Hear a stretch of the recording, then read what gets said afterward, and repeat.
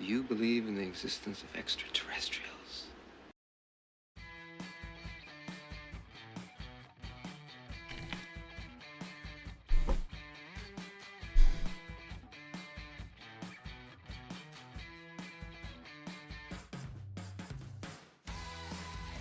Good morning, good evening, or good afternoon, depending on where and when you're watching this broadcast. I'm Thomas Fessler, my friends, and this is Disclosure Tonight. Happy Friday, August 8th, 2025, as we head into the drought of disclosures. Happens in the summer every time, folks. But you know, we've got a great audience. We've got a great bunch of content to talk about tonight. So before I move on, let me go ahead and welcome in our audience. Who the heck do we have out there? Let's take a look and see. Well, I see Anne-Marie and Anton Gosses in the chat. Good to see you, my friends. We've got April R. Coleman, Benjamin Dreyer, Brains, and Carl Joe Garrison. I see Craig Smith, Dennis Benke, and Dragon Rider FPV. Good to see you, my friend. We also have Evan B, Fantomas Fanto, Fernando Suazo, Firestarter, Firefly, Frankenstein, and Geraldine Durazio is all in the chat. I also see Gundam Drifter, JB Jan. Good to see you, Jan. J Cat, Jeremy Martin, Kane Northrup, and Kelly Bro with those piercing blue eyes. Good to see you as always, Kelly. Madeline is here along with Martime Unprepared. We got Mick Hilb, Megan Betts, Metal Gaming, Mr. Grimlock, Mr. X, Mr. Joey B, Ms. Cussouts. Good to see everybody. Nance Brown's here along with Nathan Forrest. Necessary Dialogue. Niles guys in the chat, our resident Pitbull. We got PC Anderson, Ricardo Jr. Good to see you, my friend. Rodney Cox, Sage Pup, Sam, Shinobi One Kenobi, Shrooby Doo is in the audience along with Steve Hines, Super Unknown, Terrence Wills, The Coin 405, Two Midgets on a Horse, Vern Dude, Wee Beastie, and of course, William Underwood. How about that? I made it through without skipping a beat. Welcome, everybody. Good to see you. Yeah, good to see we get to finally talk about Tulsi. Yeah, she started talking about UFOs when she was initially having her hearing for confirmation in the U.S. Senate. Yeah, it's an interesting bit. Now, Mike Disclosure would usually pop in right now and say, yes, Thomas, absolutely.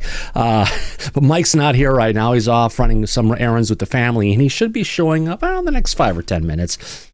We'll see. I like dealing with real time, so let's have some fun, folks. Let's jump into the first story we've got. Where am I at? Where does it go? Oh, video solo. Here we go. We got our first video clip is a reminder of Tulsi Gabbard at her Senate confirmation hearings. First day, of course. Let's see what Tulsi here has to say about UAP. In my meetings that I've had with many of you, you expressed bipartisan frustration about recent intelligence failures, as well as the lack of responsiveness to your requests for information. Whether it's the surprise October 7th Hamas terrorist attack, to the sudden takeover of Syria by Islamist extremists, failures to identify the source of COVID, anomalous health incidents, UAPs, drones, and more. If confirmed, I look forward to working with you to address these issues. So there we go. There's Tulsi popping in saying, I look forward to working with you, people meaning people in Congress, people in the Senate, for working through these issues. Has she gone anywhere yet? No, but she's been pretty busy digging through the archives to find a whole bunch of interesting things, but nothing about UFOs yet. Well, nothing has been said until just this week. On Wednesday, for that matter. Let me go ahead and bring up, wait a minute. Where did that other video go? This one stays here. Let's get to the next one and let's bring it up. All right, we got an interview that came from Pod Force One of Tulsi Gabbard that happened just, I believe it was on Wednesday when my phone was blowing up and all the people saying, hey, did you see what Tulsi Gabbard said? Well, I don't think, honestly, this is a bombshell. It's nice information, but I think it's been blown up a bit bigger than it really is. But either way, let's go ahead and listen to Tulsi in this little 2-minute clip from, again, Pod Force One. On that note, let me go ahead, just to be safe, and fire up the, where is it at? Fair use banner. All right, here we go, folks. Let's have some fun. And a couple of quick questions. Sorry to keep you, but there's so much to ask you. UFOs. There's been a lot of... My husband is in the corner, for the record, pumping his fist right now that you're asking this question. So, I mean, is there anything... We've had some declassification of some very strange videos that look like they are, unidentified flying objects. Is there anything in the files that you think you could find or you have found? Nothing that I'm prepared to talk about today. So watch this. So that's the first piece, friends. Nothing I am prepared to talk about today. Not the usual answer of there's nothing I can talk about. Nothing that I know about. Oh, there's nothing in the files.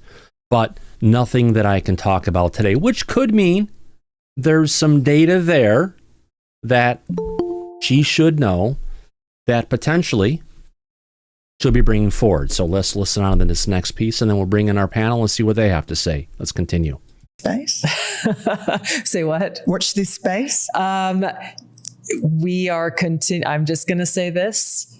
We're continuing to look for the truth and share that truth with the American people. The truth is out there. Yes, it is. So do you believe that there could be aliens? I honestly, like, my personal belief, I have my own views and opinions. Right. In this role, I got to be careful with what I share. Very interesting. and I'm laughing. My husband's laughing in the corner because we have these same conversations, and obviously I don't share any classified information outside of my building with those who have clearances. But this is fun that he's here to watch this right now. Absolutely. Ed, in the back, you have your hand up, my friend. What say you? Yeah, Thomas, I think that says the world. I mean, if you really look at what she's saying, look at her facial expressions, recognizing that it's going to take a while to get things declassified and through the proper steps, it looks to me like she's saying, we got something really big and just hang on a little bit more and we'll give it to you. I hope so on that one. I truly do. Michael Sokoloff, what say you? I think she's been briefed. She knows something, and I think she gave away a little bit more than she was supposed to. You think so? Just a little bit. Yeah, I agree with that. Because of the way she said it, Yeah. So, she it's like almost letting the cat out of the bag, but just the paw got out, but she kept the cat in the bag. But she did bring it up, as I showed before, and bringing up a UAP in her hearing that she wants to go visit this and bring out the truth. And the last time we had Trump as president, he was the 45th president of the United States. At the end of his, if you want, I'm gonna call it a reign, at the end of his term, for that matter. John Ratcliffe, who was was in her position, he's now working for her at this point, said at the end, we tried to bring out the truth and try to bring forward disclosure, but we ran out of time. And he gave more information about UFOs, where they're being seen, what's going on, how we're interacting with them, saying that we can see, we've got footage of them from satellites and other stuff, which was a lot more than anyone had said in the entire Biden administration about this. So fingers crossed on this one. Let's see. We've got some more people in the back with their hands up that I can't see right now. I think Corporal Abe, you are one of them. Go ahead until I can get this changed here. Hey, Thomas, how you doing? Just real quick, we've had the president, the vice president, and the director of national intelligence in a week, all talking about UFOs. So I feel like if there was nothing here and it was just fake or a big scam, we wouldn't be here today. So I think this is the beginning of public disclosure. Well, I certainly hope so, my friend. It's one of those things we've been waiting for the longest time. And, I'm going to root for it however we can possibly get there.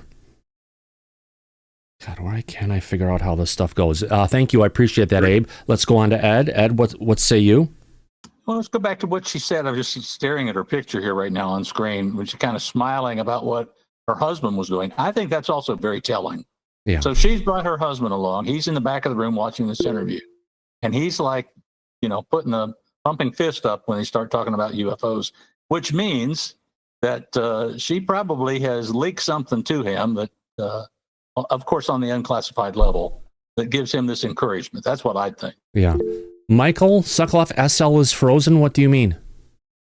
Oh, one of our panelists was frozen. By the time I got the message up, he's gone. He'll come back. Okay, gotcha, my friend. Absolutely. Go ahead. Oh, sorry about that. Sergeant Daniel, your hand is up next. Oh, actually, I didn't answer your question, but you're right about his husband and everything to that extent. It was exciting. If the audience hasn't guessed, I may have said it. I'm kind of out of it today. I'm doing the show for the audience, but I would normally not do it because I'm feeling pretty sick, but we'll make it happen. Sergeant Daniel, what say you? Yeah, I think it's a good sign that she didn't just hold the party line, and what the DOD always tells us. At least her, she and the president, they haven't come right out and said it's nothing, don't worry about it. There's nothing there. The president kind of did through that, intermediary, but he hasn't straight up come out and said, that there's nothing there. But she's not saying there's nothing there either. Well, Trump hasn't even hinted that there's nothing there at this point. He just hasn't addressed it at all, just like he hasn't addressed the drones yet, like he promised he would. Right, yeah. Absolutely. That's a backstab for the people who supported him. We're looking forward to it, but, tones change. Let's play the rest of this and see if you have any more thoughts to bring up, and then we'll do a poll on this and see where it takes us. Here, let's continue. Because it's so interesting. I think it's one of those burning things that we grew up with. Of course, yeah. There are a lot of questions, and there's a lot that's been put out there, and there's, I'm still going through and looking through what do we know and what is it that we don't know. And the New Jersey, the strange. Well, looking through, that means it's active. She's investigating it at this point. What we do know and what we don't know. I guess what we don't know kind of goes along people saying, well, maybe we don't know this stuff, or it's stuff she's heard and she's not seeing answers. But I'm liking this conversation. Objects over New Jersey were drones. I still have a lot of questions around that. Yeah. I've heard what the public official line is. I just personally still have a lot of questions that are unanswered. Yeah. Because it wasn't just New Jersey. It was happening in different parts of the country. Oh, really? Yeah. Huh.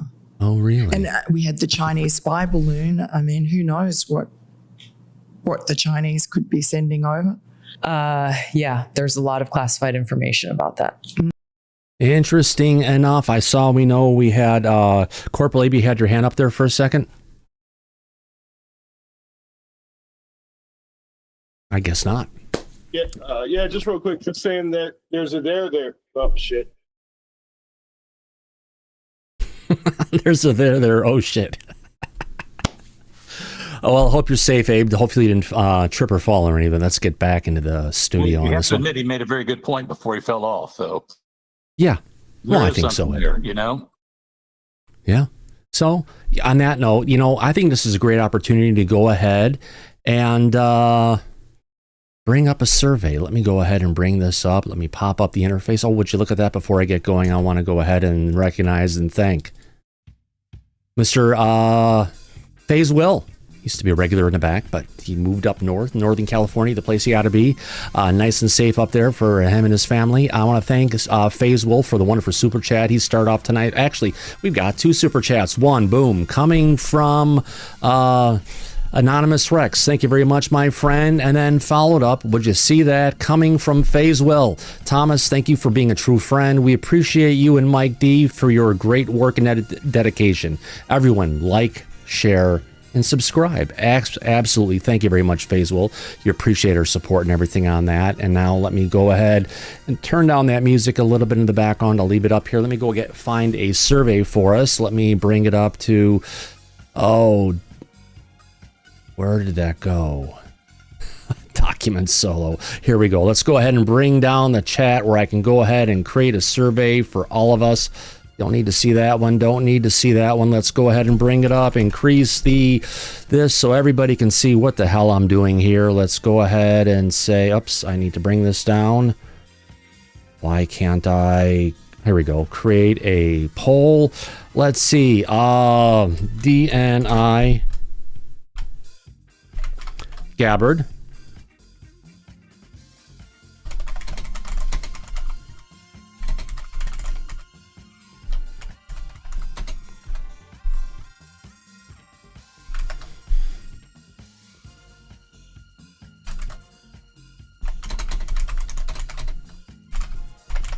All right. So we got 2 of them, friends. Let's go ahead and take this right now. We got another super chat coming in from Vern Dude. Thank you very much, Vern Dude. All right, audience, let's go ahead and set a timer now. Turn off this music. Set up the posting logo. All right, Google, set a timer for 1 minute and 30 seconds, please.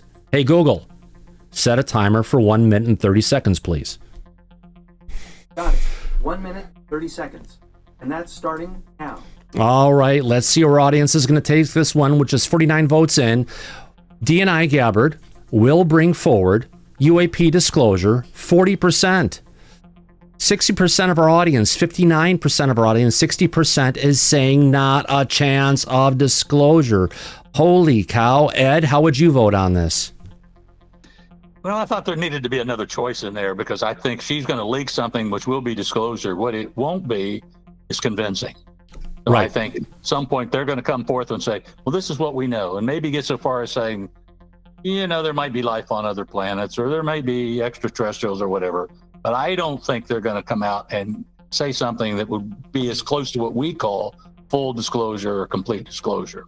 Gotcha. Well, maybe there's a couple drips, and that's why I was going to put the word meaningful in there, which means it means something more than just saying, oh, yeah, we've got stuff up in the sky. But don't forget, Lou Elizondo had said in the past, the only thing we're going to get out of the government is an acknowledgement that it's there and nothing else. Well, that may be it. And I still have the mindset that whatever is behind all this is still the main controller on when this stuff gets disclosed. Yeah. And basically the NIHs are not ready to tell us. Now, you could ask me what date they may tell us that, Thomas, if you wanted to. Well, what do they want to tell? What do they want to tell us, Ed?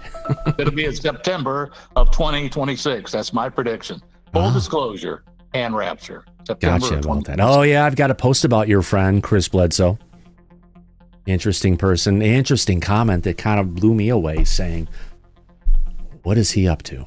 But good point, my friend. Absolutely. Corporal Abe, your hand is up, my friend. Our timer's expired. We've got 100 votes in, 62% saying not a chance, 36% saying we will bring forward meaningful disclosure. Let's let Corporal Abe, I'll let this run for a little bit longer, and then we'll pull it to a close. Abe, what say you?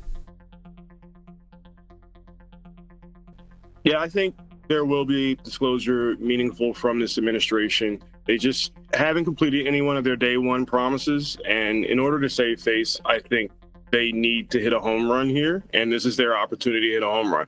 Are we going to get Independence Day disclosure? Probably not. I agree more with what you and Ed were saying. We're going to get, hey, there's something there. And that's disclosure. Yeah. Now, compared on to the visions that I've had in the past that I didn't ask for, yes, we're going to see something even bigger than Independence Day along those same lines. Oh, yeah. Except the craft looked more like a beetle larva pupa kind of a stuff with all these Geiger-esque kind of, it's really interesting for the giant black ships. But either way, fun stuff, my friend. Thank you very much. Now, let's go ahead and let's bring this poll to a close. Take a screenshot first for posterity. 107 votes in. Here we go, folks. There's the final answer. For DNI Gabbard, will she bring forward meaningful bring forward disclosure? Well, it looks like we've lost by about a good 20% chance, and maybe the audience is onto something here. Yes, it looks like we may not be getting it. So I am going to go with the audience on this one, whether I like it or not. But you know what? It's okay. We need to have stuff like that every so often. Let me go ahead and throw the chat back up here, shrink things down a little bit. Let me get to my bookmarks. All right, over on X. You remember back when good old Donald Trump was running for president? And when he was running for president, he was asked about the drones down in his, what do you want to call it, press conference at Mar-a-Lago, and he talked about everyone knows what it is. Let me remind you all of all the things that he said that the president and the government should know. So let me bring this up. Let's play it. Here we go. The government knows what is happening. Look, our military knows where they took off from. If it's a garage, they can go right into that garage. They know where it came from and where it went. And for some reason, they don't want to comment. And I think they'd be better off saying what it is. Our military knows and our president knows. And for some reason, they want to keep people in suspense. I can't imagine it's the enemy, because if it was the enemy, they'd blast it out. Even if they were late, they'd blast it. Something strange is going on. For some reason, they don't want to tell the people, and they should, because the people are really, I mean, they happen to be over Bedminster. Want to know the truth? They're very close to Bedminster. I think maybe I won't spend the weekend in Bedminster. I've decided to cancel my trip. Have you received an intelligence briefing on the drones? I don't want to comment on that. Have you been? So he does not go ahead and say that he's had whether or not a briefing on this. He points out the military. He points out the president. He said they all know. But then even when this was going on, he even didn't go ahead and fly up to Bedminster for the weekend like he had been doing for many times. He'll get to go up there and play golf and probably meet with a bunch of other people from the D.C. area. So what the hell was going on with the drones? He said the government knew. They're not telling us the truth. The people deserve the truth. His own words. Eat it, Donald, I hate to say. Let's go ahead now. Let's move on to, I see no hands up. Let's move on to the next clip. Do we know if he went to Bedminster since he Go ahead, can you say that again, Corporal Abe? Do you know if he went to Bedminster since he said No, that? I don't know if he's been to Bedminster since then. I think he has, but at that point in time, he did not go to Bedminster. So this is the next one where Trump vows to release day one report on the mystery drones. Where the fuck is that report? Let's find out. Well, what he, again, promised us back then. Empty promises, hate to say it, not promises made, promises kept on this one. Is it, friends? Here we go. A story that kind of disappeared very suddenly. Do you have any idea whatever happened to the drones? What happened to drones? Well, you said that you knew you thought the government knew what was happening with these drones over New Jersey. There were some by Bedminster. I don't know. They're over Bedminster a lot, so I can imagine. I'm going to give you a report on drones about one day into the administration, because I think it's ridiculous that they're not telling you about what's going on with the drones. And it's not only with me. Glenn was telling me today that in Virginia they have drones all over the place too, and nobody's reporting it. I don't know why they're not. Do you want to say something about that? Just one quick comment, which is... Before we get to that comment, let's get to a comment coming from Ed Brown. Ed, what say you?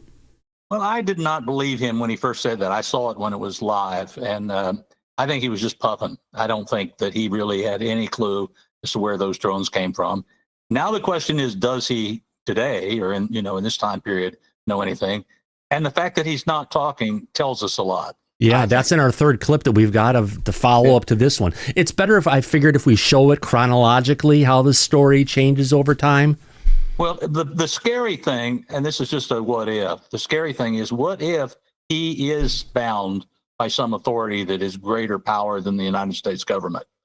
Maybe something else bigger than us is holding him back from talking. Yeah, or maybe it's the national security advisors. But we'll talk about that when we play the next clip. Excellent. Let's get to it. Here we go. Let's play this clip first, and we got one more to go. We are home to the largest naval base in the world in Quantico, and we house a lot of the SEAL teams and have a huge national security infrastructure. And now for 2 years running, we have had drone incursion over secure airspace, and we still don't know why. And I think that's smirk on his face, shaking his head like I can't believe this. Absolutely unacceptable. And I think President Trump and the new leadership coming in, I think, will work diligently to understand who's behind this and what we do in order to stop the digital surveillance of all of our secure infrastructure. Is it dangerous? Well, I can tell you this. While we were dealing with a terrorist attack in New Orleans, we had drones being flown over our nuclear reactors in Louisiana. And we brought that attention to the FAA. We've been asking the FAA to give these states the ability to mitigate these drones, and it's sitting on some bureaucrat's desk. And that's real. Nobody knows. They don't want to talk about it. Go ahead, Governor, you're going to say? I was just going to say we have drones in Wyoming flying over our infrastructure as well. And it's incredibly frustrating that we not only have no way of knowing what it is, but nobody knows how to deal with them. They don't want to talk about it, and nobody knows why. They don't want to talk about it. That could be us sending drones. I hope that's the case, us doing it and doing research, and maybe they don't want to talk about it from that standpoint. I hope it's not an enemy, but we're going to find out on the 21st, the day after. You have to give me a little time for the inauguration, but shortly thereafter, we'll give you a report on it. We'll tell you exactly what it is. They know, and it's very strange that they aren't talking about it. Okay, you're not talking about it, but what I have to say is... Oh, a bullshit artist. Yeah, you know how that goes, Mike. I do, yeah. We did not get the truth on this one. It turns out that's what he was all along. Who knew? Yeah, I know. Now, we've got the first clip, the second clip. Now, this next one, I know there's a third clip in there somewhere we didn't play, where we bring out the bullshit answer, saying, oh, it was all approved by the FAA. Let's move on to our next clip here that I believe is right here, where we have President Trump in, President Trump in an interview talking about the drones. Now, the biggest thing I want to bring out, the biggest thing I want people to pay attention here, Mike, is listen to the tone of how he talks about this. And we'll talk about what he says in a second. There's a big difference here from those two first clips before he was in the White House with his national security advisors telling him what he should or shouldn't say. Let's see what's going on. But before then, yes, we've got another super chat in from, actually two. One from Mr. Grimlock. Thank you very much. Drop a super chat. If you super love Disclosure tonight, skip the frap and make your own coffee tomorrow. That's what I do here, my friend, every single day. And then also another one from Grimlock. Can you do a poll about putting a nuclear reactor on the moon? Well, we did that already, and last time they said it's going to turn into a nuclear disaster, didn't they, Mike? They did. Yeah. You're right, Thomas. Yeah, Oh, they yeah. didn't like that idea. No, they didn't. And I thought it was actually a good idea. But, I well, did too. what do I know? You know, a lot of times our audience goes in different directions, and, well, their audiences are 13th man, like on a football team. And you know what? We side with the audience on this one. Yep, I agree. Let's go We'll see how ahead it goes. and let's play this get to next that clip. Yeah, let's play this next clip. Bring it up larger. I know. Hold on. Here, let's get the clip back again. Let's get it at full screen, and let's play this one. Here we go. I wanted to ask you about drones. We had the issue in New Jersey before the election where there are all these people thought UFOs or an attack of the killer drones. And I believe you're doing something about. Yeah.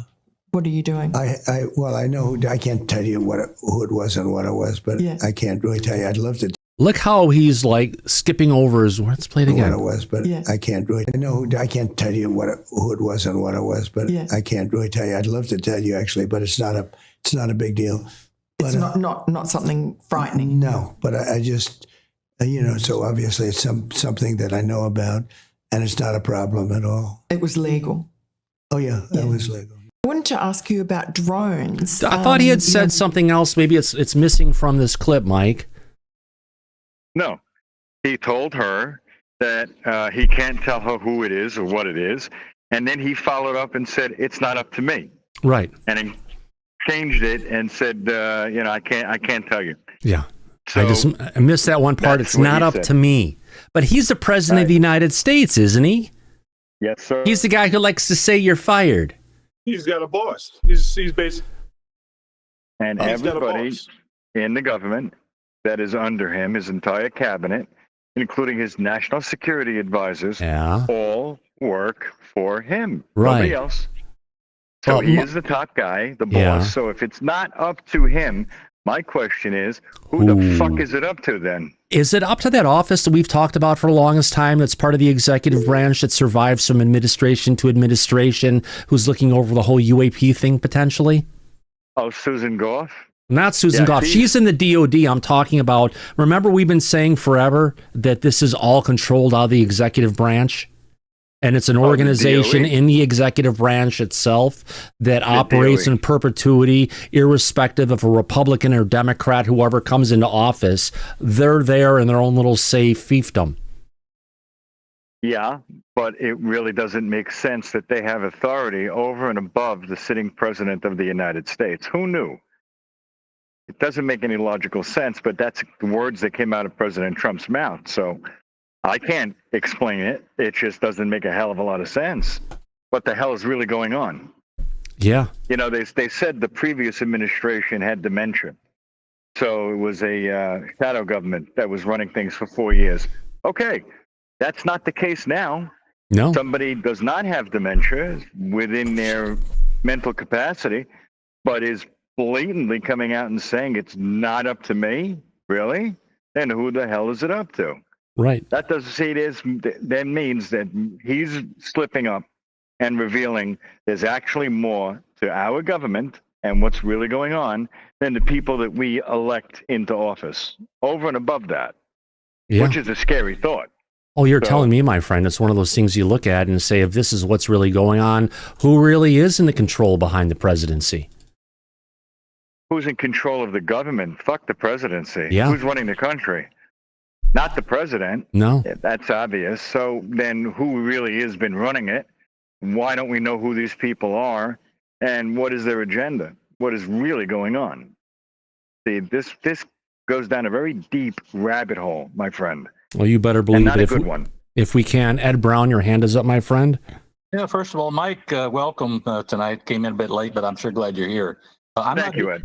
I'm not disagreeing with you on this at all, but we talked about this a little bit before you came in, and I mentioned I think there could be somebody even above Trump that's blocking that. Now, so you look at, could it be, at the AARO level? No, I don't think so. I think it'd be higher than that, or even the presidential level of missions or whatever. I think it's higher than that. Let me throw out a possibility. Could there be some sort of an international cabal? Well, now you're taking the words right out of the whistleblower Matthew Brown's mouth, because he said that. Well, if that was the case, and it's bigger than the United States, basically the world saying, leaders saying, you are not going to disclose that or we'll take you out. Could it be that serious? His exact statement was that there is an international corporation that is in control over most governments around the world.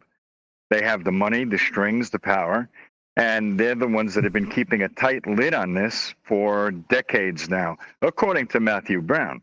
Now, he didn't give us a command structure or individuals or a name of the corporation, anything like that. He just said an international cabal, but he has no evidence to back it up. But what we just heard come out of the current president's mouth, it means there is something that's above.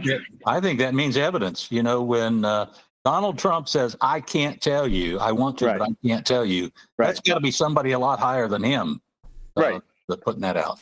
I agree, Ed. The question is, according to what slipped out of his mouth just now and what Matthew Brown has been alleging, I would like more data. I'd like more information. I'd like to know who these people are, where they come from, what their agenda is, and how long has this been going on? Well, unless it's what I said earlier about, this NHI deciding when to release it. How big is the NHI? I mean, how powerful is the NHI? Could they actually make world decisions that would affect not only America, but all the other countries in the world? Is that powerful, do you think?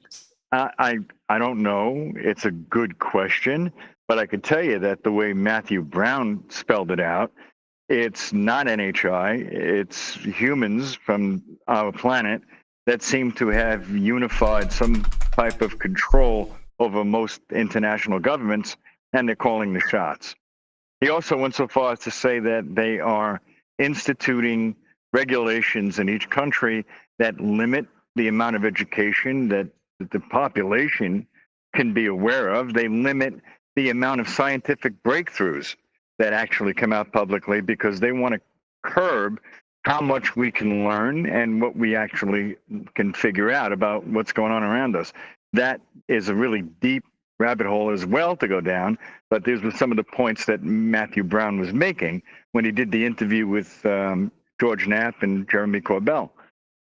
But again, he did not give us any type of evidence, any type of structure of who could be in control of the planet and what their ultimate goals are. I would love to know.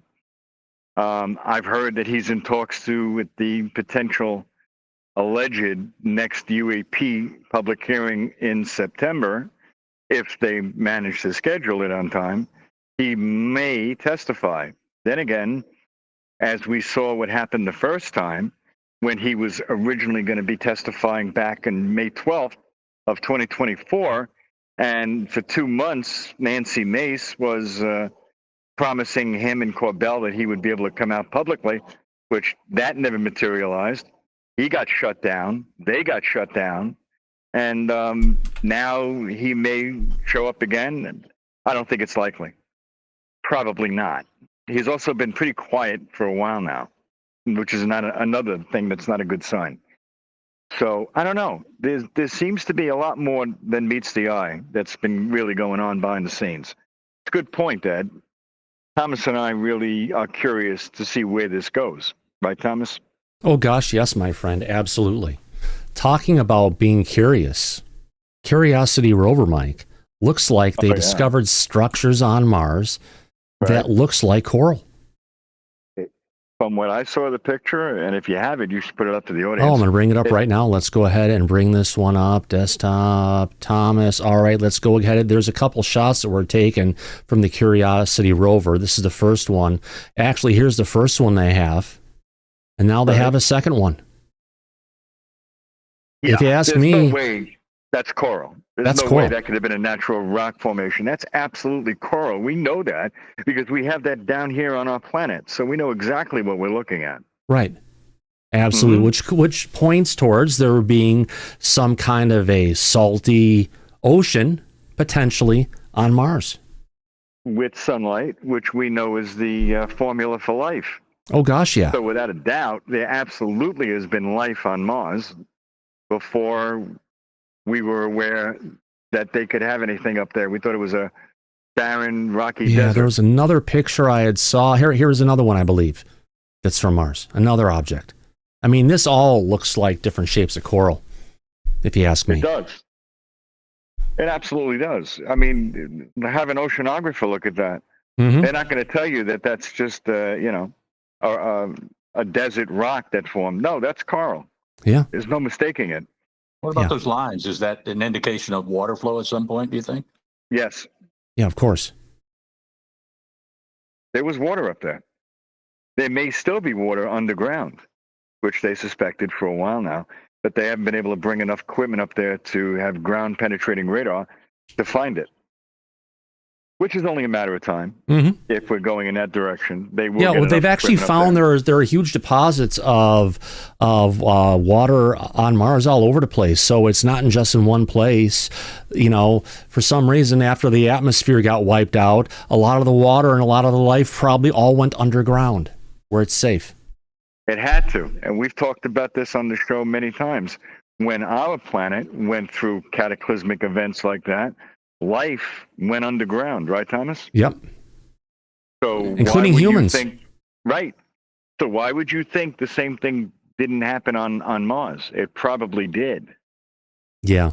Zer brings up a good point in our chat, Mike. He says, well, why are we concerned about Mars? We should be investigating our oceans more. Yeah, we should do both. Mike, we know more about the surface of Mars and more about the surface of our moon than we know about the surface of our oceans. That's true. It's a shame, but it's the truth. Yeah.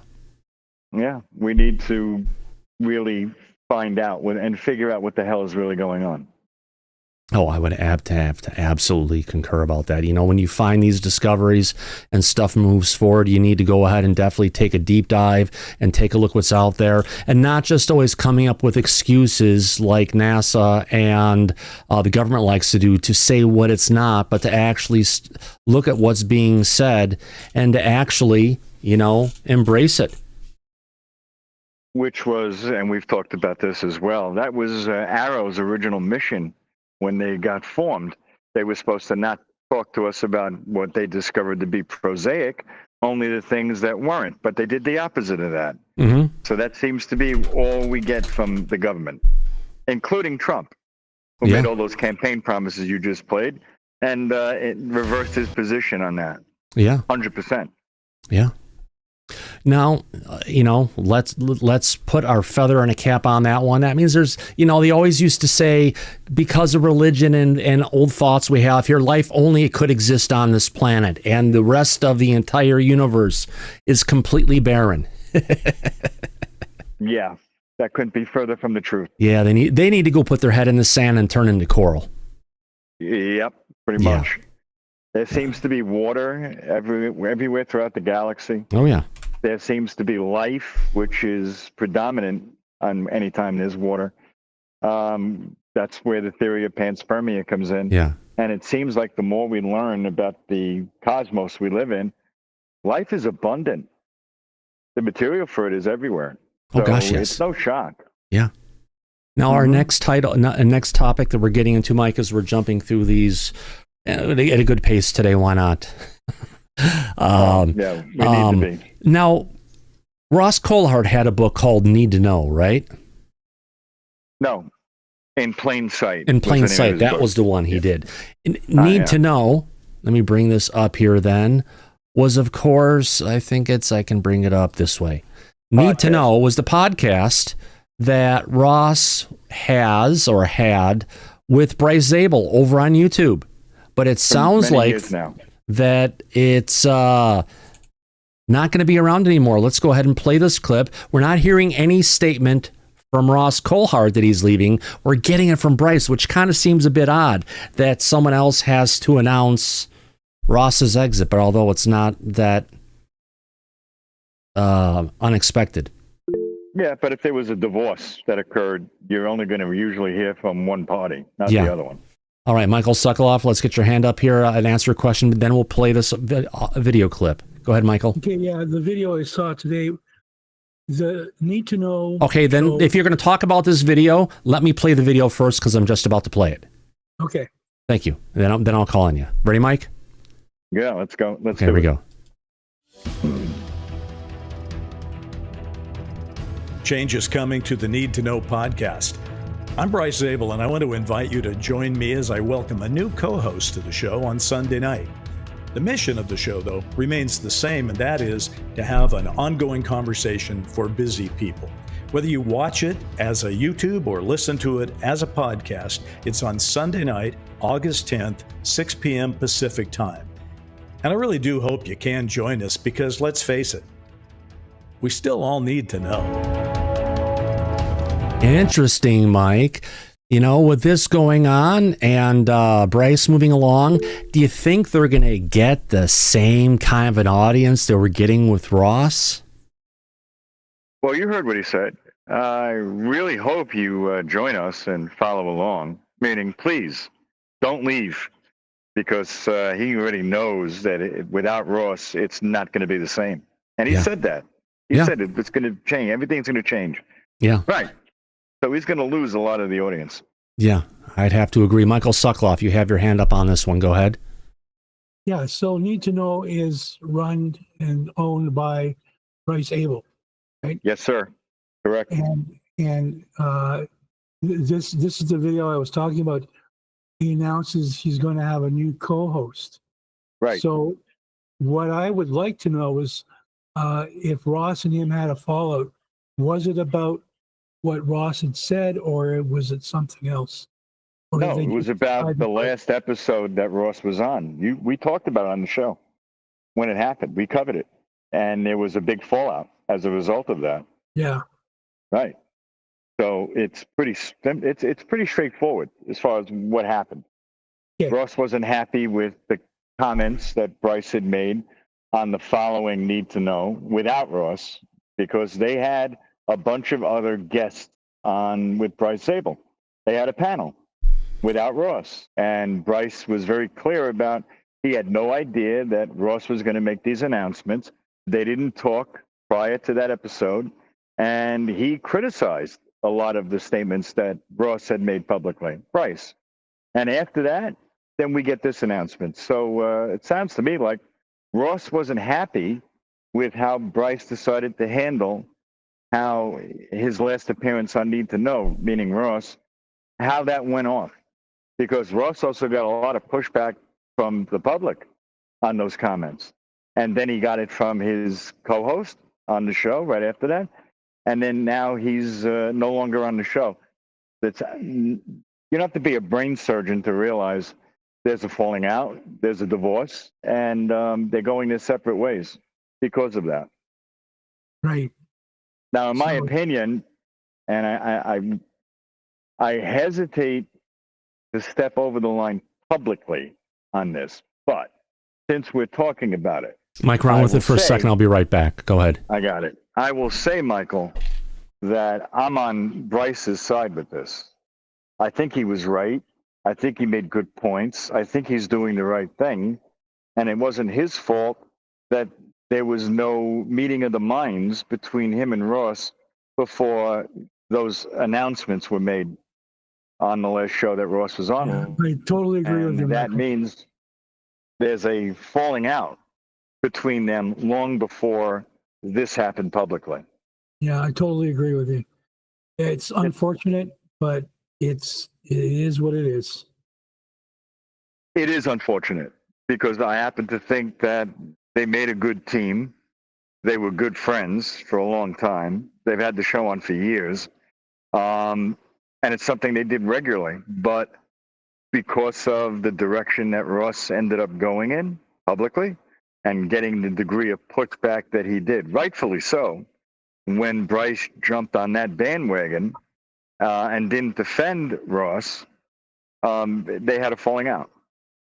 So now we're seeing the public divorce going on. Do you think, and I might get an inkling of this, but do you think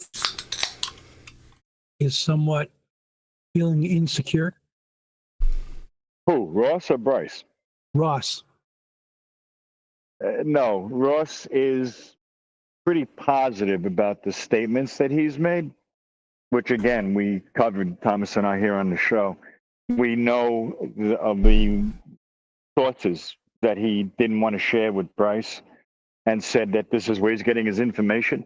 Even Bryce called out that he knew and figured out that at least one of those sources is Dr. Stephen Greer.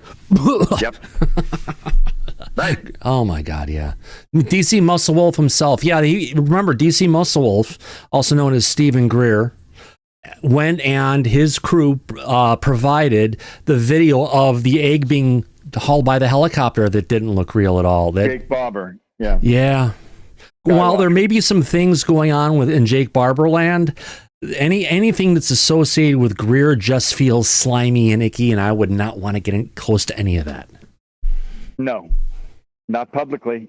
Because if you do, it's a credibility killer, which Ross is starting to find out, and this is also part of what led up to the divorce between him and Bryce, unfortunately. Yeah. I agree with Michael. It is unfortunate.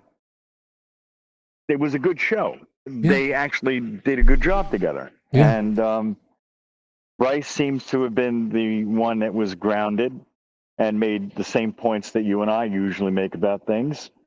And he's also very good friends with Richard Dolan. Yeah. They co-authored the book after Disclosure together. So yeah, Ross's credibility took a hit, but Bryce's didn't. But Ross's views on his podcast or on his YouTube shows that he does has actually gone up since he pulled that whole the Tic Tac is from Lockheed Martin bullshit. So from let's get an attention on Ross, let's build his viewership. It's actually working.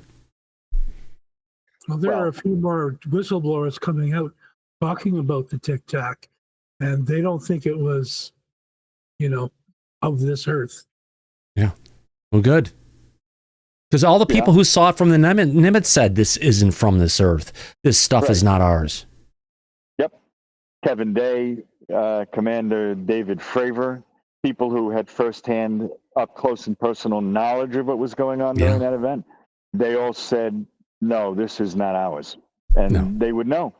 The Spy 1 radar that picked up the sensor logs of these objects Oh heck! That when he had the E2 Hawkeye that actually that had sensors pick it up when it was right next to their plane on one side, and then pop, it was on the other, and then it was gone, and then they got called back in to come and land, and that's when they got the data bricks pulled.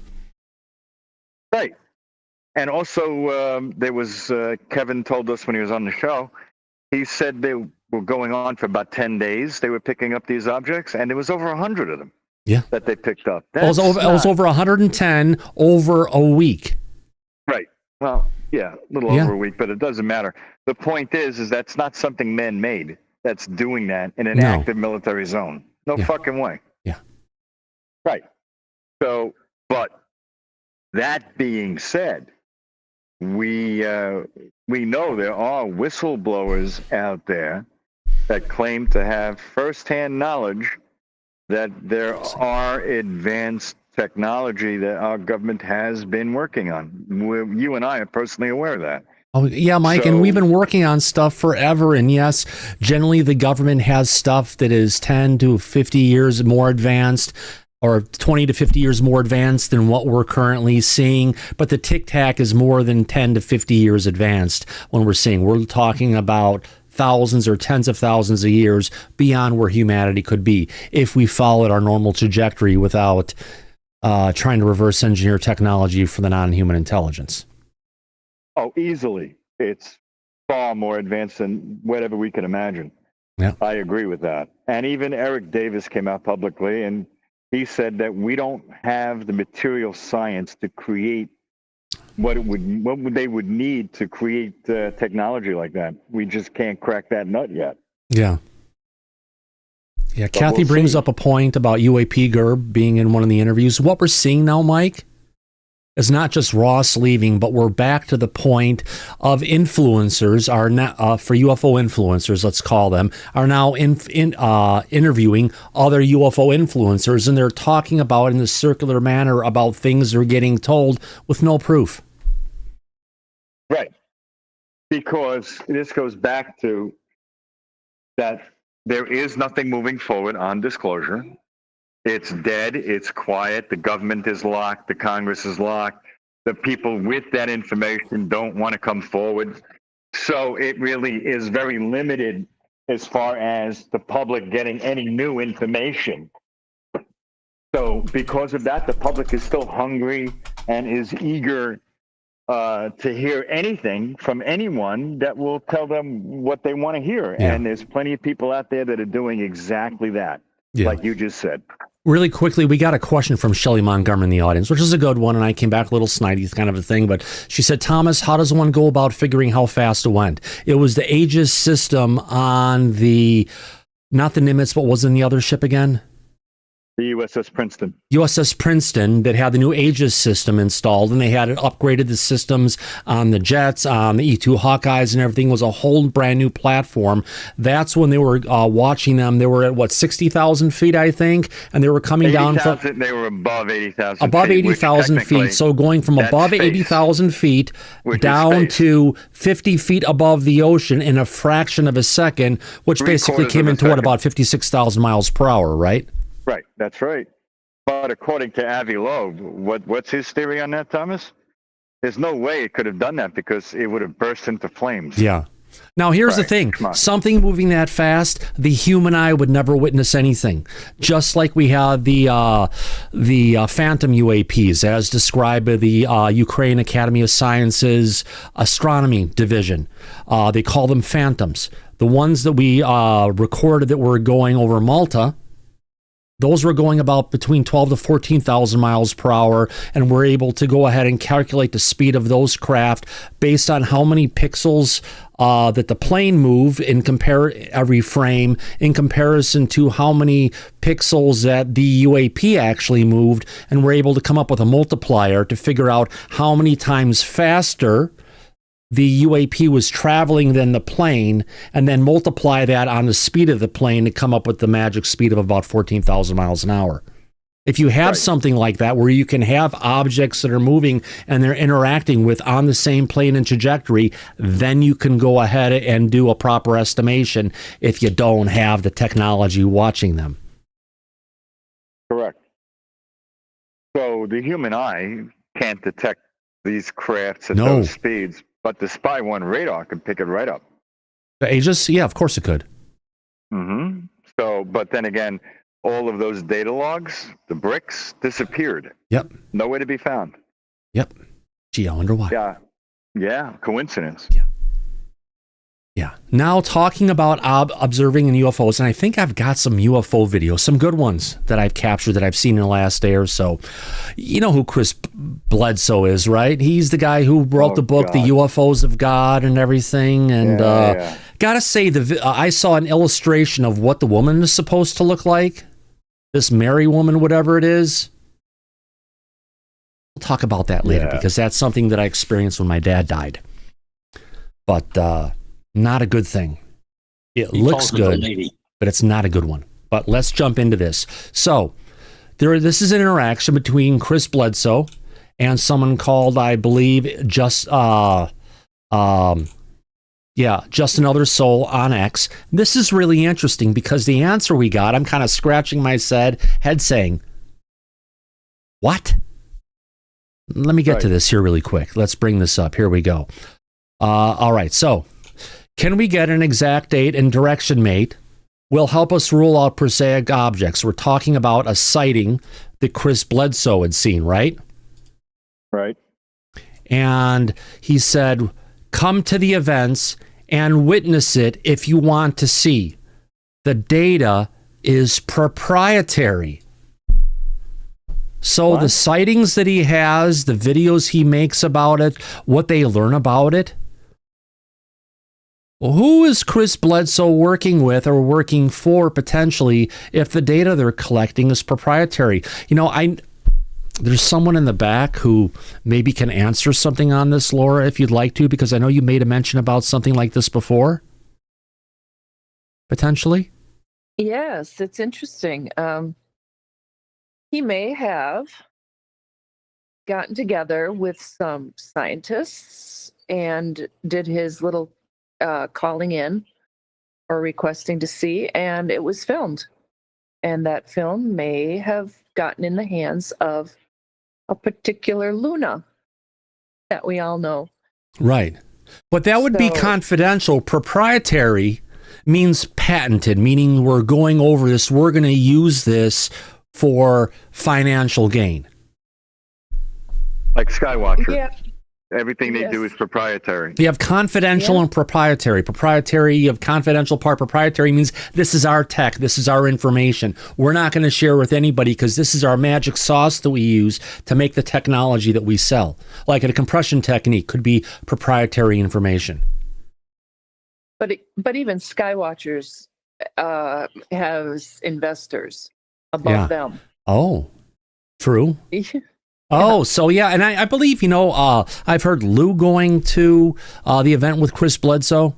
I've heard about Colonel John Alexander going to events with Chris, and I know there's been a bunch of other people who have lined up and all going out to his place and seen it. And I believe there was someone who talked about one of the walks where they potentially saw a non-human intelligence off into the distance a little bit.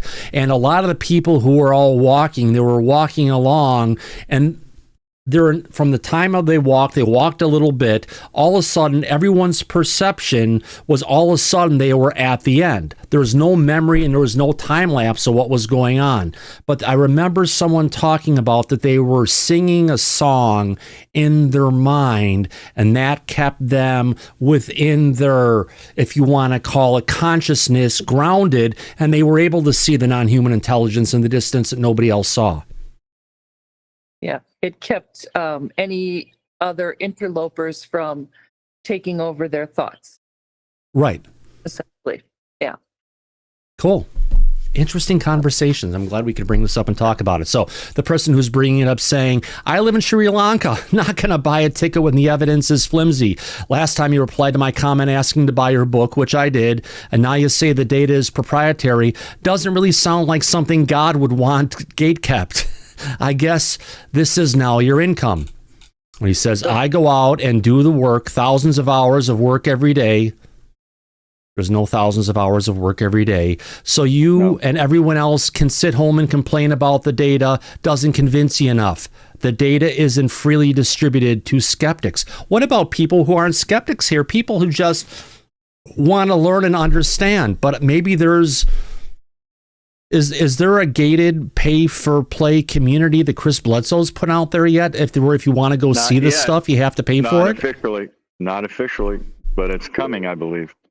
Laura? Just my experience with him.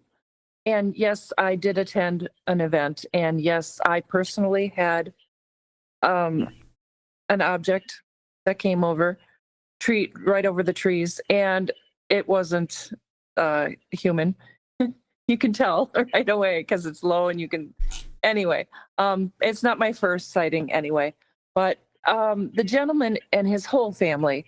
I gotta say, he's not that kind of devious, in it to win it. He's been offered money from Hollywood where he's said, no, thank you. You're not going to do this kind of story about it. You know, so he has integrity. And I'd like to just say that about him. I really think if he's doing it, it's going to be more for disclosure, because I really believe he's not saying you have to believe him, but he does want more openness where this is concerned. Yeah. But isn't there another Bledsoe besides Chris that's been out there? Well, his daughter has abilities. She's sweet as can be. His son has his little podcast, which is wonderful. They're all doing their own thing. But I don't see this as a huge money-making thing. The guy, he's had a really great business. He makes he flies. He's an amazing gentleman. So I wouldn't make too much judgment about him and just wait to see what happens. Yeah. It was just an odd comment that was made publicly, Laura. That's what we're questioning. Yeah. Yeah, I know. So the person comes back and says, I'm not a skeptic or a believer, mate. I'm looking for the truth. But if you're gatekeeping data, then it means you're monetizing the abilities God gave you. It's like you have to pay to read the Bible. And you refuse to do an experiment either. These are hallmarks of a scam. No, Mark. No, it sounds more like a religion. Yep. Which you never know. Can also be attributed to some sort of a scam. Yeah. And by the way, there was someone who made a comment in the audience. And I want to go up against this because I've been jumping up and down and saying this for a while. Where did that go? Oh, no. It's in here somewhere. All right. From Jason Brown, Dr. Beatrice's discoveries of objects in low Earth orbit dating back to before any human-made satellites is the most convincing evidence I've seen. Why is this not highlighted? Well, my friend, it's not the most convincing evidence that's out there. The most convincing evidence from scientific papers that were put out there coming from the main astronomical observatory of the National Academy of Sciences of Ukraine is above, and we've covered this many times in the past, is above and by far the best current UFO research that's out there. That talks about objects that are in high orbit. They talk about things that are called cosmics.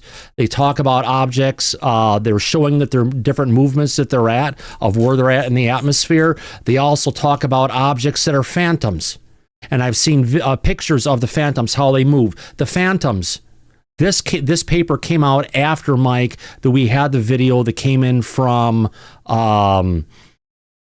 that came in over Malta, and what they're calling out the phantoms, how they move, where they move, how fast they move, scientifically proven by the papers that came out. So there are some other documents that are out there that are very, very relevant, that truly show what's going on. Mike? Yeah, that we're not alone. Yeah. It's a extensive survey that they've done with multiple equipment at different locations, from what I remember. And they were able to confirm these objects with data, with sensor data. Yeah. And that is something that's indisputable. But they got a lot of pushback from the scientific journals because Dr. Sean Kirkpatrick and Dr. Avi Loeb wrote a paper together that disputed a lot of the information that the Ukraine Astronomical Society published, or tried to publish, because they simply claimed, and we're going back to it again, Avi Loeb and Dr. Kirkpatrick believe that any object moving at those speeds would instantly burst into flames. Yeah. But that's only using technology and physics that we know. It's not applying the fact that these objects could very clearly be using a different type of physics and technology that we don't know. Yeah. That they wouldn't be affected by the water, the air, anything, so they wouldn't burst into flames. But yeah, that was a cover. Right. And the biggest thing, Mike, I want to show on this here with my good old cursor here is you see the object. These are multiple quick images that were taken and they put together a composite of the phantoms.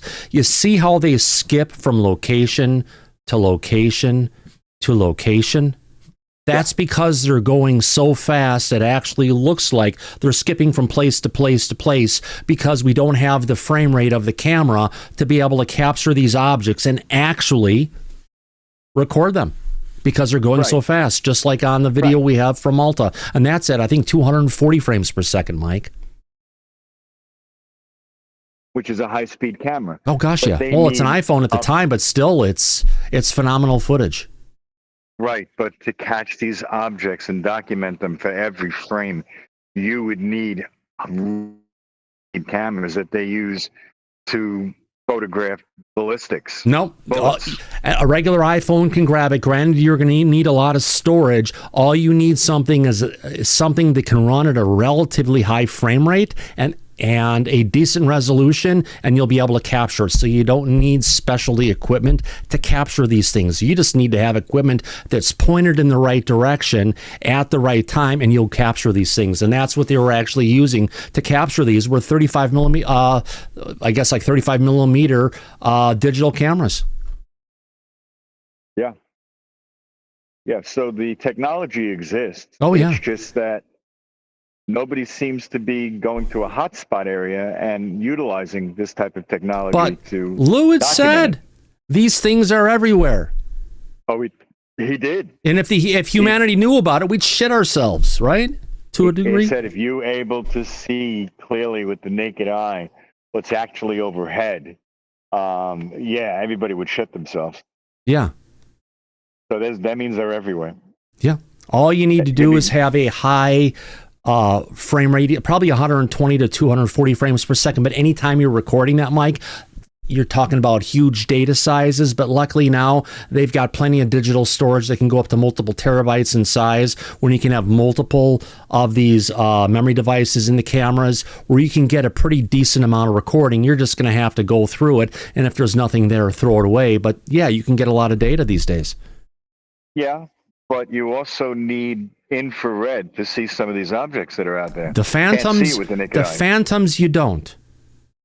The cosmics, I don't believe you don't need it as well. But for some of the stuff like we have flying around here in the Pacific Northwest, that's flying at relatively low altitudes, under 2,000 feet, flying behind commercial airliners that are flying into Seattle-Tacoma International Airport, where they're flying a certain distance behind the back of the plane, they're invisible to the eye. They're invisible to radar. The only thing you can go ahead and see those particular craft, right, is by using a infrared camera, FLIR type camera, that they have out there that is being used for detecting natural gas leaks, where it can get down and see to really large, if you want to call it, infrared, that would expose the temperatures of 60 degrees Fahrenheit negative or greater. And if you have a camera like that, you can see these things. And you know what, Mike? When they're being watched, they know they're being watched. Oh, you mean like the Nicky Williams video? That he also had infrared and saw it. They knew he was there watching them. Yeah. And they communicated. So also amazing video footage that we have. Yeah. Absolutely. Yeah, Nikki's has the interaction, but showing the high-speed objects interacting with fighter jets, there's no other video out there that shows this, Mike. Not a one. I know. We need more video footage like this. Yeah, we do, my friend. Now, if I get back to and I can find the window I had with Brave, there it is. Let me go ahead and bring this one back here.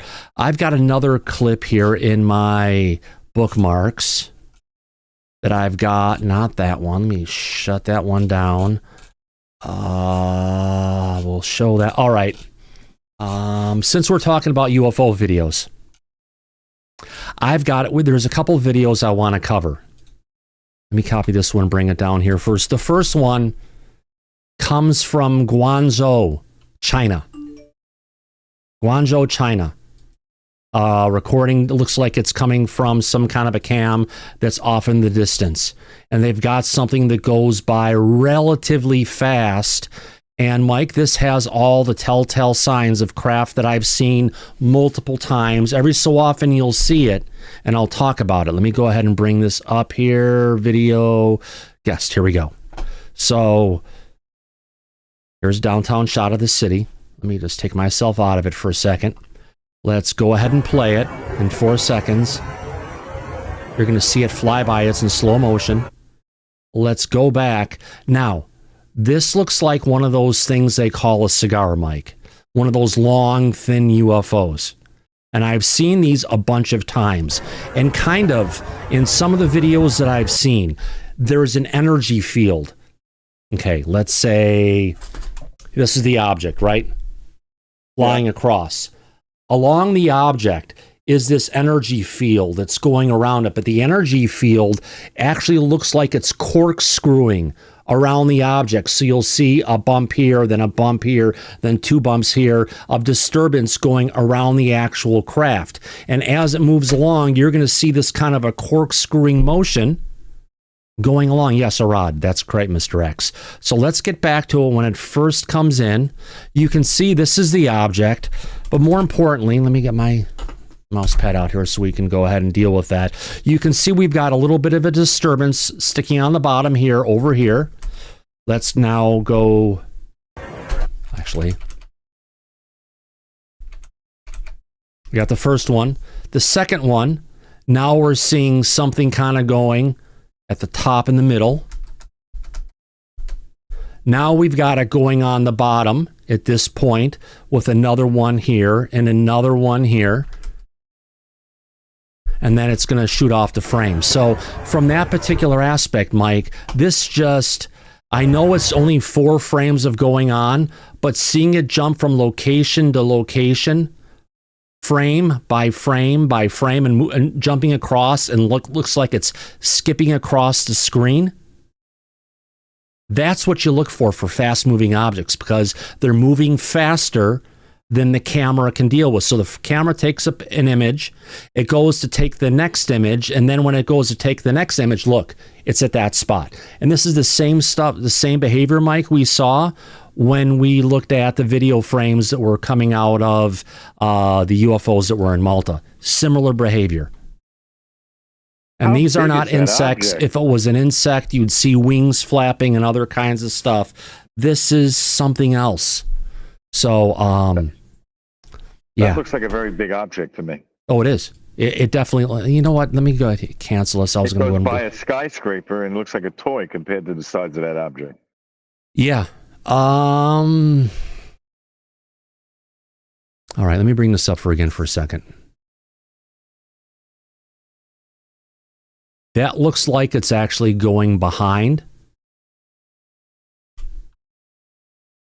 the actual building. Because if you look at it right here, Mike, you can see where there's white, black going up. This white section is not being dimmed out at all by the object if it would be going in front of it, correct? Correct. So definitely in the overall object, in the overall scheme of things, it's farther away than the building, but not farther away enough to be where it's in the clouds.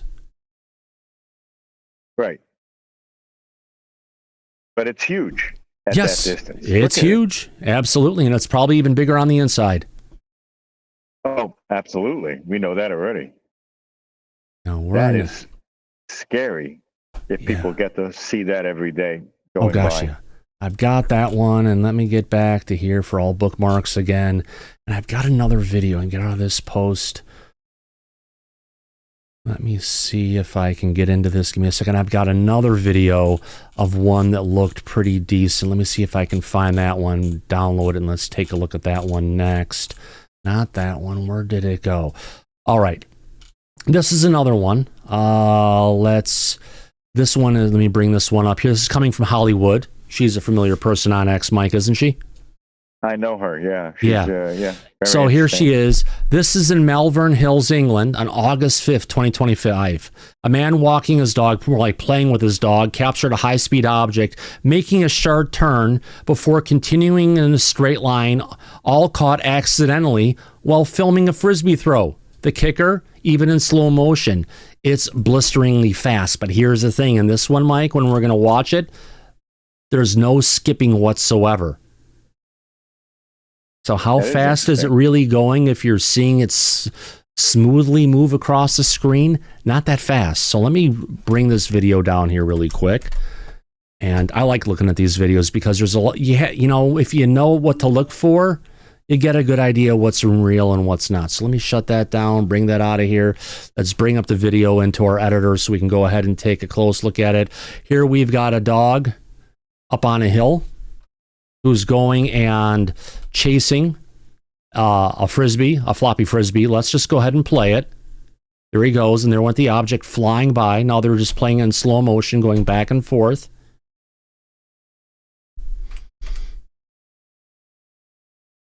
This one is interesting. I've never seen anything like this before at all. It is jumping from place to place because it is going kind of fast, but what the hell is this thing? Doesn't look like an insect. Doesn't look like anything we've ever seen before, Mike. No, it also looks like whatever it is, it's also pretty goddamn big. Yeah. What is it with all these large objects zooming by? Yeah. Now watch this. This is a showing of the distance, right? Okay. But right here, I can initially see the object is right here. We're seeing a disturbance in the video because we're doing a high contrast view of it. As we bring it in and go forward frame by frame, it starts to become more, it's moving straight across the view. There we're seeing a little bit more of it. Let me zoom it up for the audience to see a little bit more. There's the object here. Now it's getting closer. Yeah. We're getting more detail.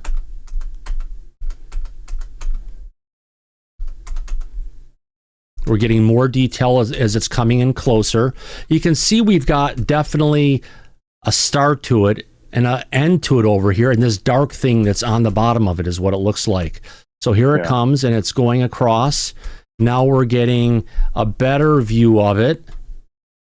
Here's the object itself going from the top, going to the bottom, and whatever this dark thing is. You can see it's kind of rounded and stuff at the front of this object, whatever it is, or the top of it as it moves along. Like a cigar. It's a cigar shape. Oh, it's more like a cigarette. Or you know what it reminds me of, Mike? It's a pinner joint. Yeah, there you go. And that dark spot could be the shadow. Well, where it's facing the sun. Yeah, but you've got the thing where that, but you're also seeing some kind of an energy thing going around it. Yeah.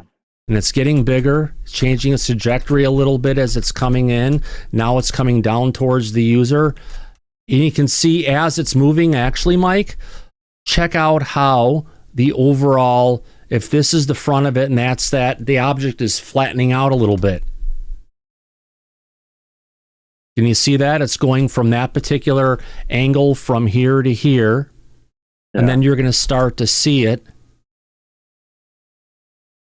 Now it's going from here to here. So the angle of it is going down a bit more. There it goes again. There it keeps on going. And it's gone at that point, I believe. Yeah. There it is. Actually, you know what, Mike? No, it's still moving off to the side. So it goes to, let me get this here. It goes to the right, right? It's up, it's coming down, swooping up around. It's then going up to the top of the scene. So the overall movement is coming from here down and around. So it goes like this, and then it shoots off the screen. It almost looks like it's interacting with our atmosphere, which is interesting. Yeah. Yeah, look at that.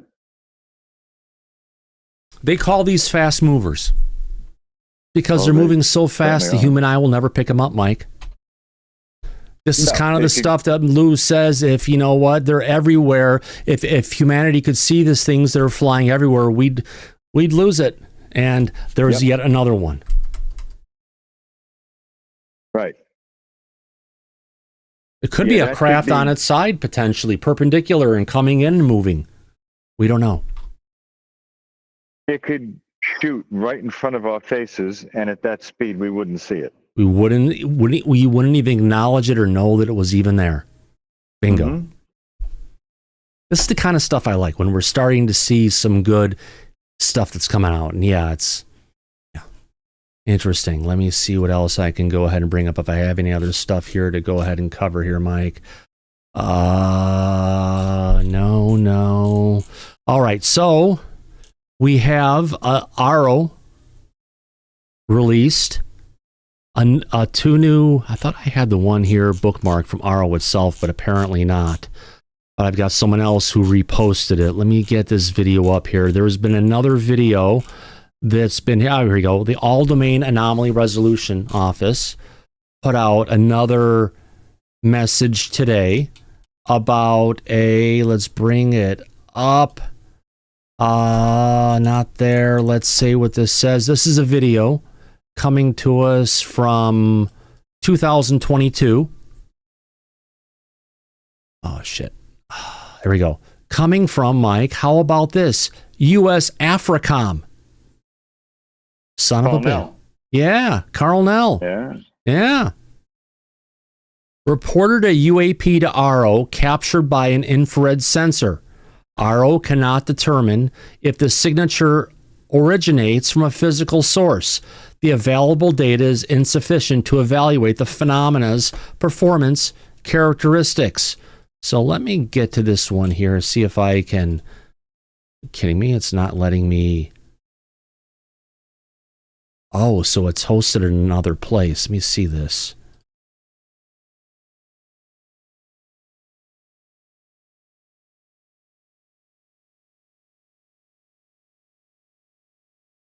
There's no copy link address. No. From divshub.net. All right, it's not going to let us download this. Let's see if I can just... This is the post. We got it. That's that post. Why won't it let me get into this particular post here? That one. This is the post I want. Let's see if I can go ahead and do a download on this. Give me a second here. Oh, it's not going to let me do it. Let's just go ahead and play it from here then. Sorry, folks. I was trying to get it. AARO's being a bitch, so let's play the clip. There's no way to slow it down.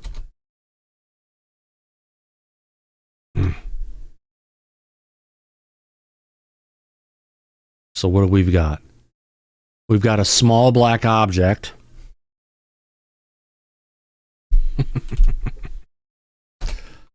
That we can see that they're tracking over Africa. It's still moving along. It's hard to go ahead and see through the clouds. And here it comes back again, moving faster, and now it goes off camera. And then we've got another one coming in, if that was it. And here's the one object again coming back. So we've got some small black dots here, Mike. Now, we can't figure out what the fuck we're looking at, except potentially you've got something coming and moving around. But what we're not seeing, Mike, is the camera. They're not trying to actively move and trying to focus in on it. It seems like it's just something. They had the camera pointed and they caught something. Yeah, they got lucky. Yeah. Yeah. Which happens. Yeah. Absolutely. It's just there's only so much stuff out there, but at least that one came out and gave us something else to go ahead and talk about. Let's see if I have anything else that we haven't talked about today. All right. Now we got the coral. We got Tulsi Gabbard. We've got, oh, here's a great quote coming from Nancy Mace. Hope you like the crow, lady. Let's get into this one. I trust Donald Trump, Nancy Mace says of claim FAA authorized UAPs over New Jersey. Oh, really? Yeah. We ain't found shit. Yeah, it's about what we're looking at. Even Trump came out and said, I can't talk about it. So whatever he said before was a lie and a cover. Would you agree on that one? I would absolutely agree on that. It goes without saying, in my opinion. Oh, yeah. I have to agree. Let me take a look. Do we have anything else here that we haven't covered here yet today? No, I think I have about... Chris Bledsoe, we've got that one. Leave that one out. Oh, okay. We've got one more to go ahead and talk about. Actually, we've got... where'd he go? Where did he go? Ryan Graves from Americans for Safe Aerospace. Where did he go? I've got a video of him with a 4-minute clip of him talking that, you know, Americans for Safe Aerospace, Mike, have been, if you want to call it, recording incidents of sightings of or interactions between commercial jets and UFOs. And guess what? Not a one has been shared with the public. Reports that. So I've got a little thing here coming from the Vertical Space Podcast for Innovators. This is an audio clip. Let's go ahead and play 4 minutes. It's a 4-minute clip. Hopefully we'll be fine on this one. I'll show up the fair use and we'll take it as it goes, talking about that they're going to start to release the cases that were investigated and the information that they have. It's about time, eh? About fucking time, yeah. Yeah. So let's get into this. All right, here we go. It's just going to be an audio clip with moving dots for Ryan talking, but let's see what he has to say. Here we go, folks. We've served as an intermediary for over 850 people at this point who have had various reports that are often accompanied with data or accessible evidence within classified environments that need a transition to a proper custodian involved in this conversation, which is not us. To be clear, we don't accept that information. So I'm not answering your question quite yet, but I am laying out why it's such a hard problem at the moment. And I don't know necessarily what the right answer is. My organization is going to start publishing the reports that we've gathered and that we've assessed. And we've quietly used these reports over the past year and a half or so to motivate members of Congress, right? We always hear how we've talked to various pilots and they've seen pretty incredible things. It's not just me anymore. It's other witnesses that we've been able to bring forward in this area. So, Ryan, the 850 reports that you've collected, can you speak to any patterns or anomalies that have been emerging over the years since the time that you got involved with UAP? And specifically, are you talking to F-22 or F-35 pilots or some of the other platforms that have the radars that are even more sophisticated than the APG-79? Are you hearing similar things from them? Yeah, the upgraded platforms are having similar experiences. I'll just surmise it with that. So it seems to be a consistent trend. Sorry, can you please repeat the first part of the question? Yeah, what patterns are emerging from the 850 plus reports? Yeah, gosh, great question. So I hate to, it's going to probably get a little weird here to some degree, but there's a couple cohorts I talk about. So we talk about high atmosphere observations. These are often a low confidence type of report because many people might get confused with Starlink or satellite flares.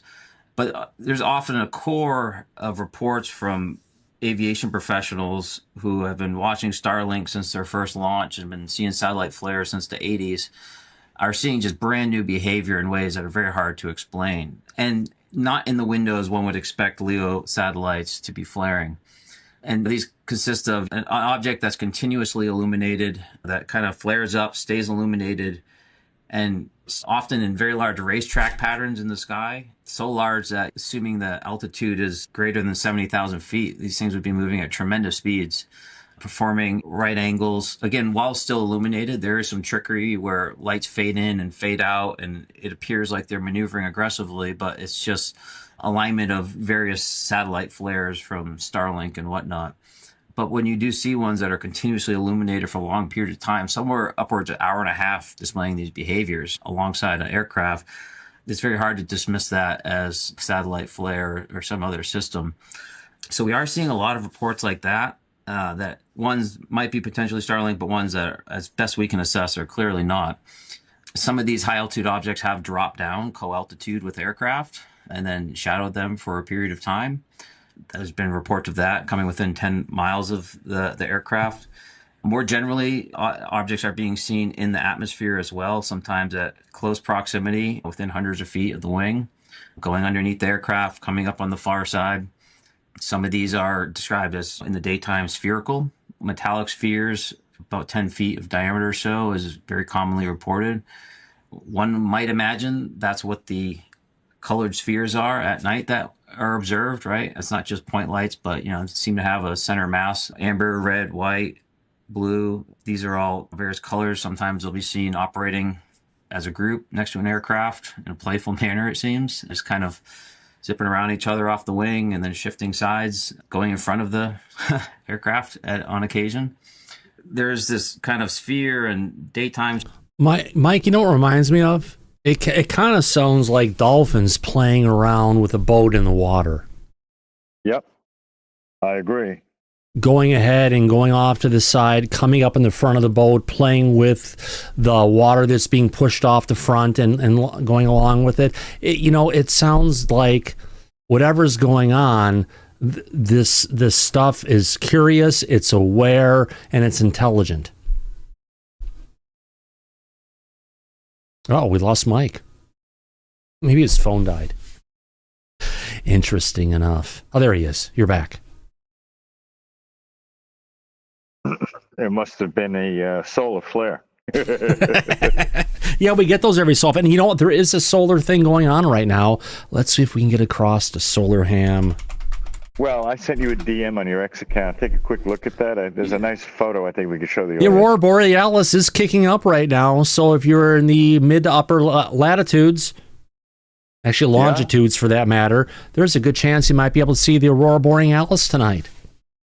Especially to our friends in Canada and Maine. I noticed a full moon tonight. I don't know if you noticed that. Yeah. Absolutely. So you were saying, Mike, I'm sorry.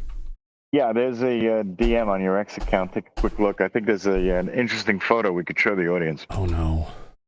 Oh, yeah. Not as interesting as the photos I send you, though. No, not like that at all. This is scientific related. Oh, gosh, yes, absolutely. So let's get to there. Let me move this out for a second. Let's get back to there because I have no idea what's going to be sent our way. Let's take a look and see. All right, so in this one, this black hole has been discovered in the Milky Way galaxy, and it's 33 times more massive than the sun, extremely close to Earth. It's the largest known black hole in our galaxy, formed by the collapse of a star. Look, it's Grok. Yeah, and it's real too. It's not AI. Right, and it's moving by itself out through space. Right. Yeah. Right. Pretty goddamn close to us. Yeah, but what's actually pretty close to us is Proxima b. Hold on.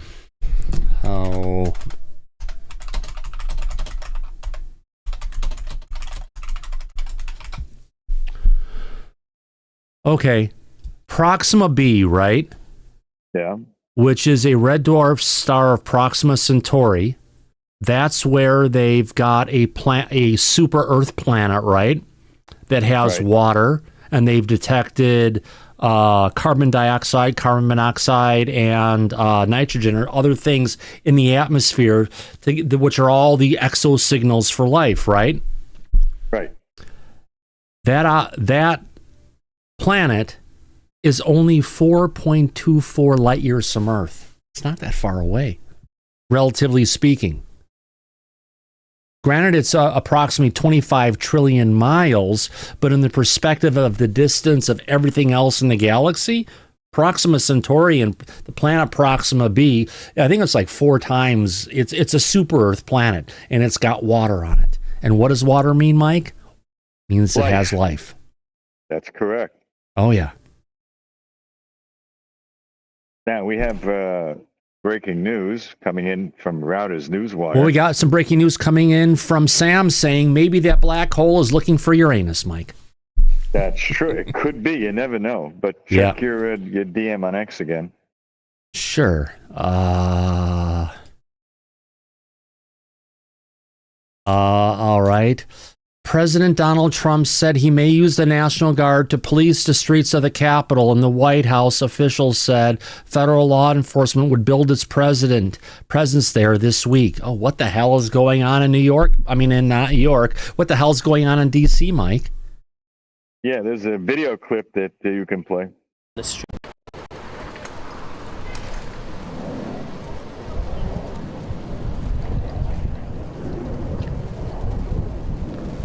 I don't really care who. I don't care if Trump runs the city. I don't care if Mayor Bowser runs the city. I really don't care who runs the city. As a business owner, there should not be crime on the streets of any city. I don't really think it's going to really do anything because I don't see what's the current law enforcement is doing now. But, you know, I guess we'll wait and see. But I don't really have faith in the law system right now. Honestly, it sounds like a gateway to military occupation. I mean, D.C. is already federal land, and you're increasing. The federal government is going to occupy their land, Mike. Yep, that's right. It's their land. That's what it seems like. It's their land. But the reason for that is because the crime rate is through the roof. Oh, it's a Democrat-run city, isn't it? I believe so. Yeah, it is. Are you surprised? New York, Chicago, Philadelphia, Los Angeles. Which is why Trump wants to call the troops in to this. Well, try to get control of the streets back. Yeah, it's not a state. It's a District of Columbia that's run by the federal government. So whatever they need to do, they need to do. Let's hear the rest of this clip. Law enforcement, what's the line that you're going to draw to, I guess, delineate between what Metro PD or DC PD and federal officers, the Army, the military? Interesting to say the least, but you know, if you need to do this, but yes, Marcus Mandel reminds us it's the same in every major European city. Yeah, Europe's gone to shit. I haven't been there for a long time, 20 years at this point. Yeah, and it's not the same that it ever was, and I doubt I will ever go back, Mike. No, because everything is out of control here in the United States and overseas in Europe. And it's been like this and going downhill for decades now. Yeah. Not getting any better. Yeah. I hear you, my friend. I hear you. Interesting news bits. I appreciate that. Oh, my pleasure. Yeah. Something the audience can be kept up to speed on what's going on around us. Wait, wrong place. Let's get out of that desk. Yeah. And yeah, I think we've had a pretty good show, Mike. Is there anything we haven't brought up? Anything from anyone in the back that we haven't brought up that you'd like us to cover today? Or any questions? Yeah. Before we close everything out. Yeah. Yeah. Silence. Great show. Great show, Thomas and Mike. Really enjoyed it tonight. I think we covered a lot of good things. Gave people something to think about. Yeah, absolutely. Thank you, Eddie. We appreciate that. Thank you for going ahead and helping us ask a bunch of questions earlier on in the show. It really helped out. I appreciate everyone in the back for everything that we've done. On that note, I want to go ahead and thank everybody for your wonderful super chats that we got here on Disclosure tonight. Starting last one came from Kay Northrup. Next one, Gizmo said, I would like Thomas to do a poll what people think if there's a life after death. All right. We can do that. I'll do this. I'll do it, but I hate myself in the morning, but I'll do it anyway. No, it's Bugs Bunny. Bugs Bunny's saying that anyway. So let's start a poll.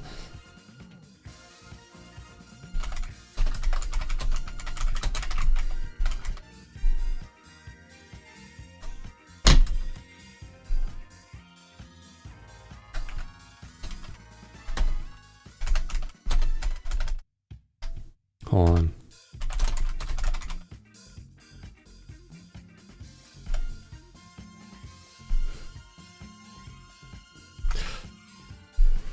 Close enough. Come on. Where's it at? Almost there. Is there life after death? On this one, I'm going to have to say yes 100% because I've dealt with it, whether I like it or not. They like to tell me things whether I like it or not. So let's go ahead and get there. What are the options that I have on this survey? Thank you for asking us to go ahead and do this. Let's find this desktop, Thomas. All right. Get this out of the way. Let's make this a bit bigger in text. All right. Is there life after death? Yes, there is. 83% of our audience. 84% of our audience is saying, 80% of our audience is saying yes. 10% is saying no. The other 10% is saying don't go into the light, meaning yes, there is a life after death, but don't go into the light. It's a trap.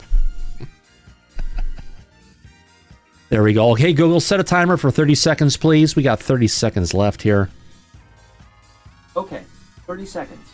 Starting now. Oh, you got 49 votes in, Mike. I just think, right, we're looking at this right now, that 82% of our audience is saying yes, there is life after death.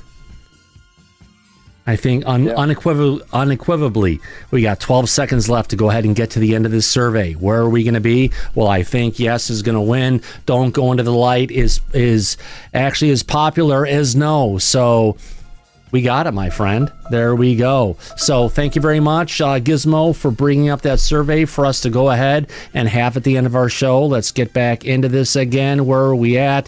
Who else do we have for thanks? We have Freezer Man saying I have more confidence in Beatrice and Chris Bledsoe than the government. Yeah, good point. But I personally have more in our friends from Ukraine than both of them combined. Who else do we have? We have Jared Rosenthal. When the sensationalism outshines substance, it just doesn't steal the spotlight. It suffocates the truth. Great point, my friend. Perhaps Richard Dolan could host with Bryce every once in a while. That'd be awesome. Yes, it would. Anne-Marie, thank you very much.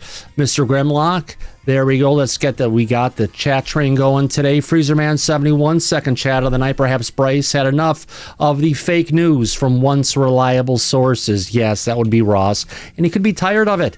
Who knows who pulled the plug on that one? Can you please give me some truth? We try to do that, Gizmo, every night. Mr. Grimlock, can you do a poll about putting nuclear reactor on the moon? As we said before, we did that last show, and we came back and we said, yeah, it's a nuclear disaster waiting to happen. Coming in from Mr. Grimlock again. Drop a super chat if you super love Disclosure tonight. Vern Dude. Or Thomas running solo at the beginning. Thank you very much, Vern Dude. Another one came in from Faze Will. Thomas, thank you for being a true friend. We appreciate you and Mike D for your great work and dedication. Everyone like, share, and subscribe. And for starting out the super chats tonight, Anonymous Rex, boom, you're super chatted. Thank you very much, everybody. I want to thank our audience for coming out here. It's been wonderful having you here. Mike in the back panel, thank you for everything you've done tonight. We appreciate it. Yeah, no, listen, thank you, my friend. Sorry for being late, but as you are already aware, family happens. Out with family. Yes, sir. Family happens. We get it, my friend. And well, Mike, as we usually say then at the end of every episode of Disclosure tonight, eyes open, no fear, be safe, everyone, but go back to Party City where you belong. Absolutely. We'll catch you on the flip side. See you soon, everybody. Y'all come back now. Here, take care. Bye-bye.